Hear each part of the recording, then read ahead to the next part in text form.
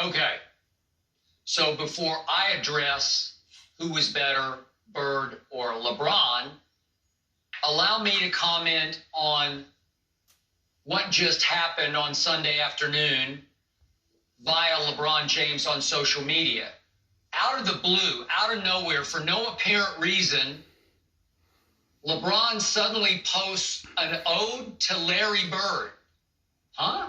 This is ahead of episodes 5 and 6 of The Last Dance, featuring Michael Jordan, the obvious GOAT. And all of a sudden, out of nowhere, LeBron posts an ode to Larry Bird?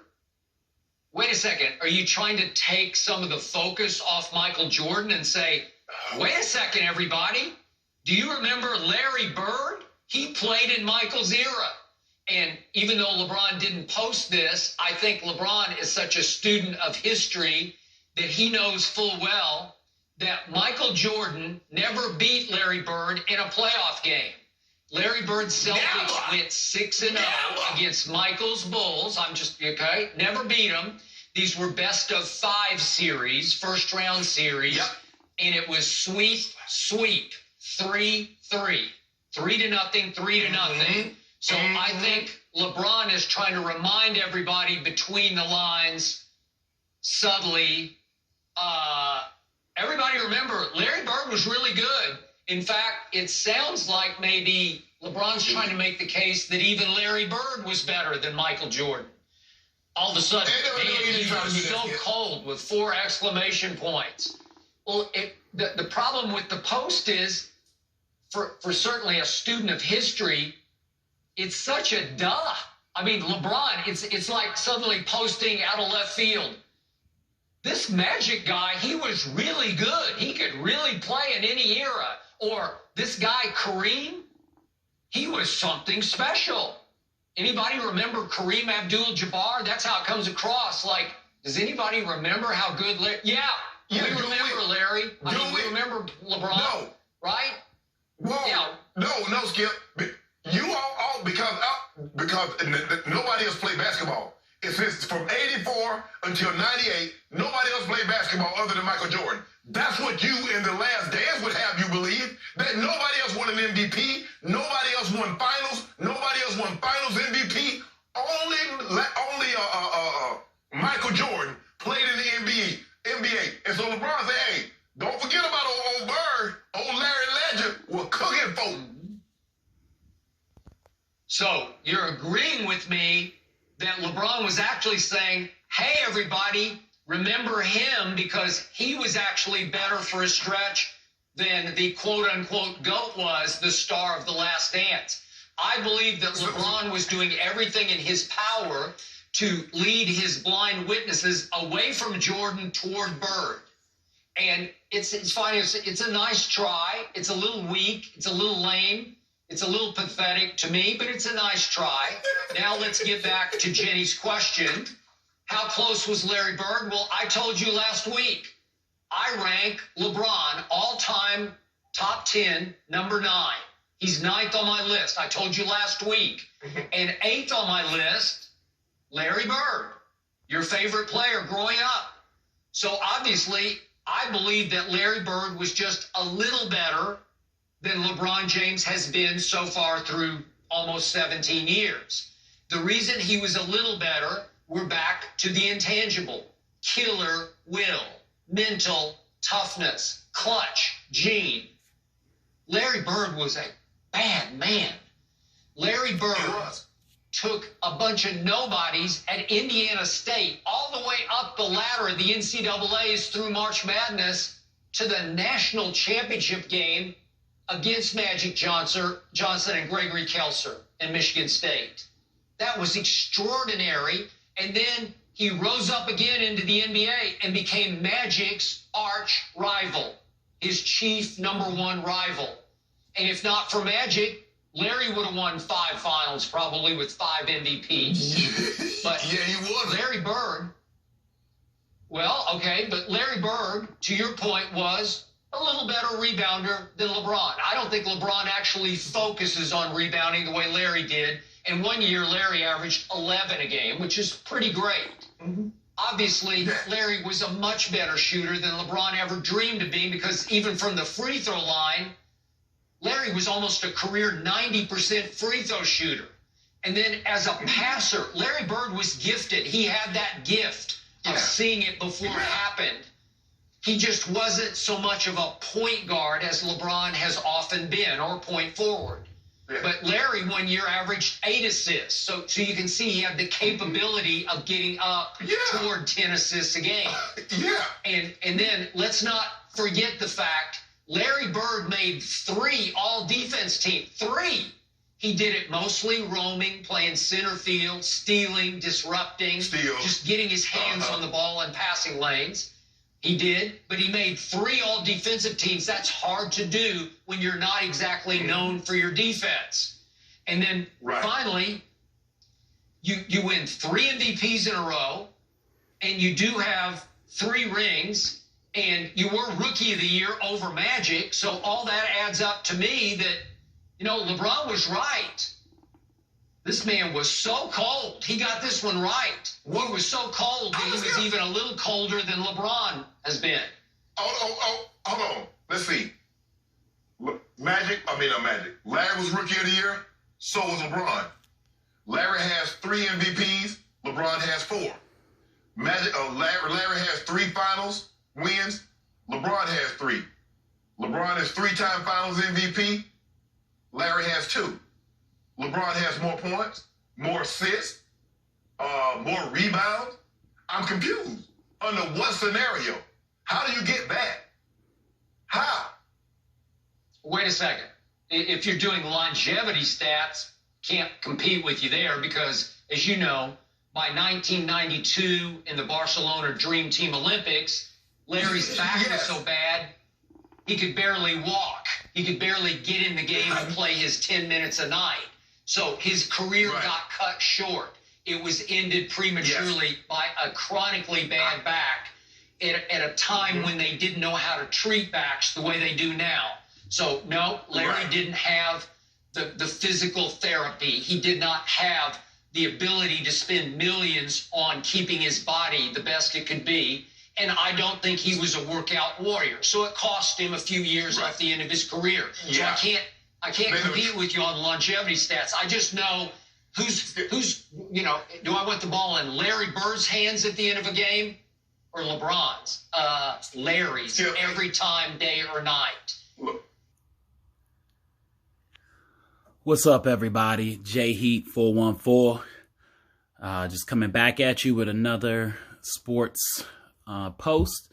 This one on basketball, critiquing Undisputed on FS1 with Shannon Sharp and my man Skip Bayless, who I consider one of the best entertainers in sports broadcasting. Got some knowledge, but as we all know, extremely biased. And that take you just saw, get into in a second. Remember, if you got any comments or anything you want to say, feel free to leave them. I love reading them and love interacting and talking about sports. You can find me on Twitter at The Vault at JMU414. And be looking for me on YouTube whenever you can. But to get to everything Skip was saying, first of all, so LeBron talks about Larry being a great player, and then states simply that Larry could have played in any era. Duh. I mean, if anybody who doesn't know, all great players, if when they're on that level, the best of their generation, they didn't get there just because of the rules or just because of the time.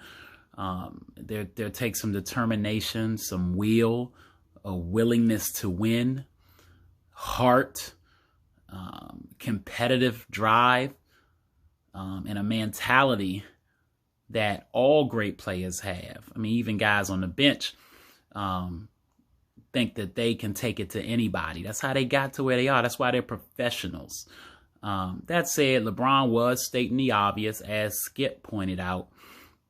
But Skip tried to turn it into LeBron was trying to slight Michael Jordan. And then we get into the agenda. Obviously, Skip is a huge Michael Jordan fan. That's his number one buddy.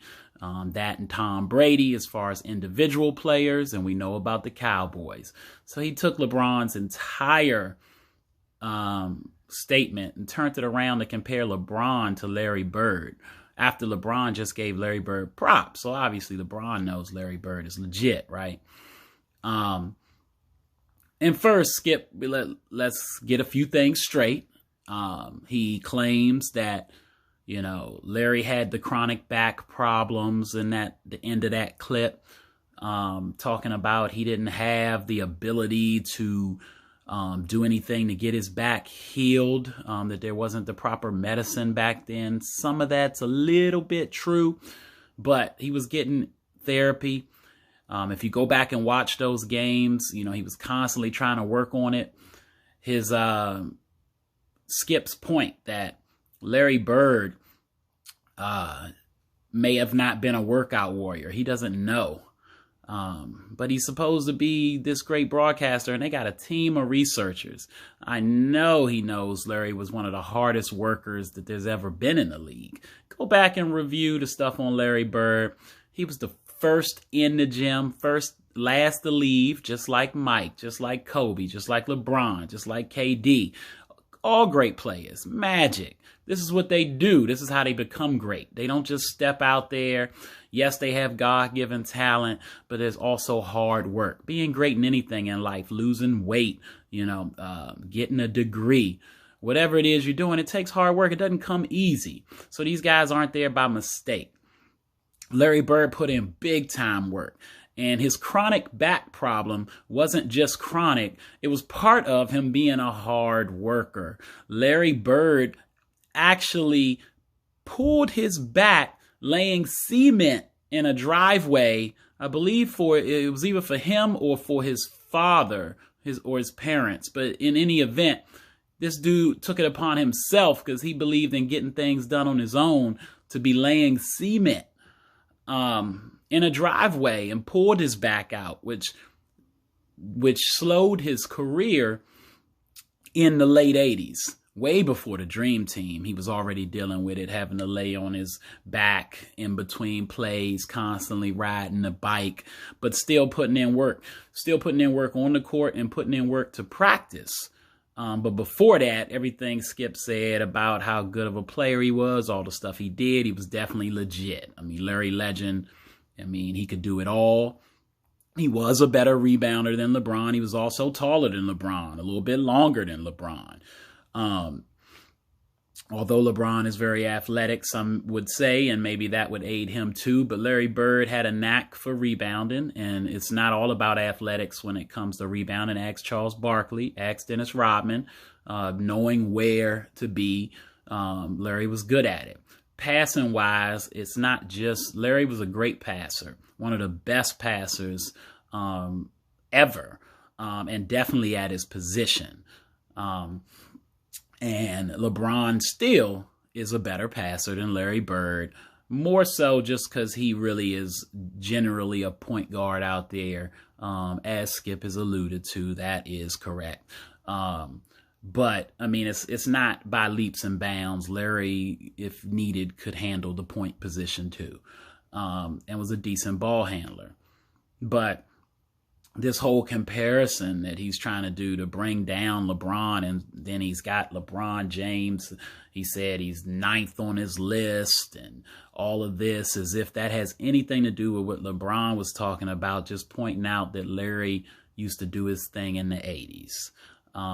And yes, this Last Dance thing that's going on, there's a little bit of agenda going both ways. I'm sure LeBron, even though he admires and loves Michael Jordan, I'm sure he sees it as a little bit of an attack on him because he's, trying to chase this guy, which is an impossible thing to chase. Even if LeBron were to get 7 titles, let's say he wins another 4, he's already lost 6 championships. And even though in actuality, it is better if he would end up with 7 championships and 6 losses, 13 times being in the finals to Michael's only 6, this would be better. However, the media will obviously spin it. Mike won 6 and he didn't lose, blah, blah, blah. We know all of that. He didn't play in a game 7 in the finals, guys. Played in some game 7s in the playoffs. Lost some playoff series before getting to the finals. As we know, LeBron has never lost in a first round. MJ has been swept multiple times in the first round. Yeah, MJ didn't have help with him. LeBron, when he wasn't losing in finals, didn't have no help with him. Yes, the league was a little more competition in the East when Mike was playing, so that might have contributed to him having more struggles getting to the finals. But the West was easier, which contributed to him not playing in game 7s in the finals. Whereas LeBron, the East was easier, which did contribute to him not losing in a first round and getting to as many finals as he did, but the West was harder. So he actually ended up having more struggles in the finals. This is all situational. And I get that, the media pushes the agenda at times and has a certain narrative that they're trying to push in order, for ratings. And people love hearing Skip. He gets to going off on LeBron about anything, and he'll find a way to spin it. He'll praise LeBron in order to drop him down.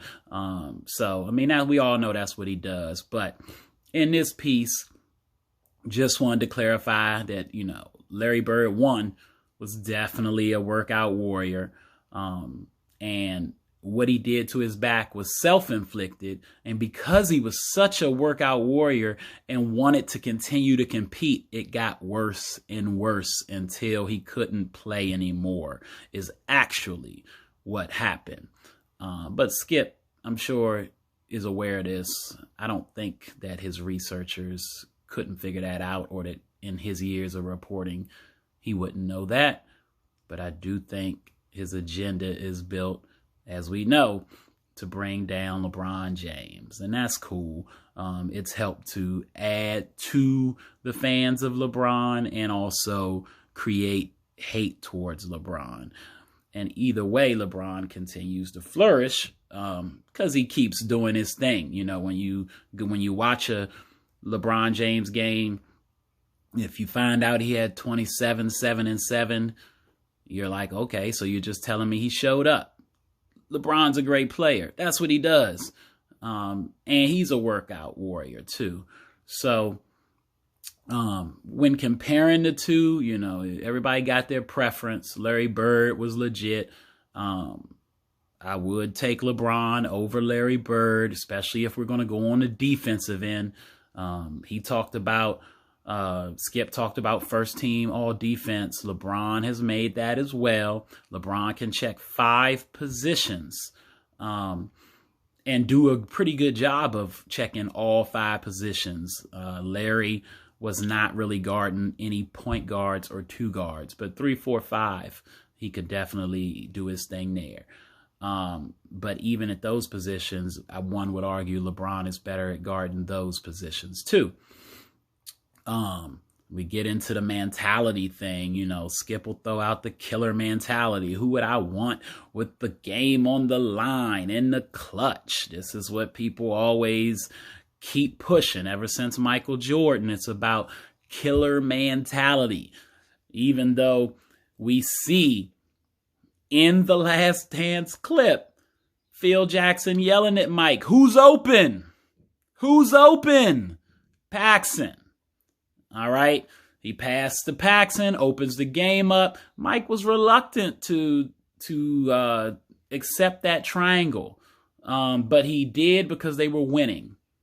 And as a mentor I talk to from time to time always tells me, winning is the ultimate deodorant in sports. It disguises a lot of bad smells on the team. It covers up a lot of bad things. When you winning, you know, people will put up with things they may not necessarily agree with. But, you know, Magic Johnson, when you talk about who you want the ball with, who you want to have the ball in the last minutes of the game from a basketball standpoint, if we really talking basketball, first you got to ask yourself, how much time is on the clock? LeBron isn't the best shooter there is, but he's hit some big time shots. But he has one of the highest basketball IQs ever. In my opinion, you've got Bill Russell, you have Magic Johnson, LeBron James, Larry Bird will probably be my top 4 basketball IQ guys. Mike and Kobe, stellar. They weren't stupid out there. They knew what they were doing. They had a high IQ, but not quite to them. They were able to lean a little more strictly on their athletic ability because they were just better than some guys athletically. LeBron really, even though he is athletic, you can see the way he slows the game down and run and controls pace. He thinks the game through all the time, and that's how he's able to lift teams without that many great players because he knows what everybody's supposed to be doing on each end of the floor, offense and defense, and he's a quarterback out there on both ends. Larry Bird was very similar. Bill Russell, very similar. Magic Johnson, very similar.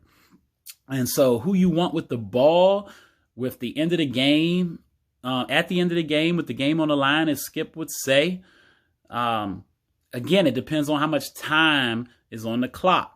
If I got Magic Johnson, Larry Bird, and Michael Jordan on the floor with 2 just dirty work guys at the power forward in the center, if I got time, if it's let's say it's 30 seconds left in the game, I'm giving the ball to Magic, not Mike or Larry, because Magic is going to make the best decision. Mike might shoot with 2 people in his face for all we know if Phil don't yell at him and tell him to pass.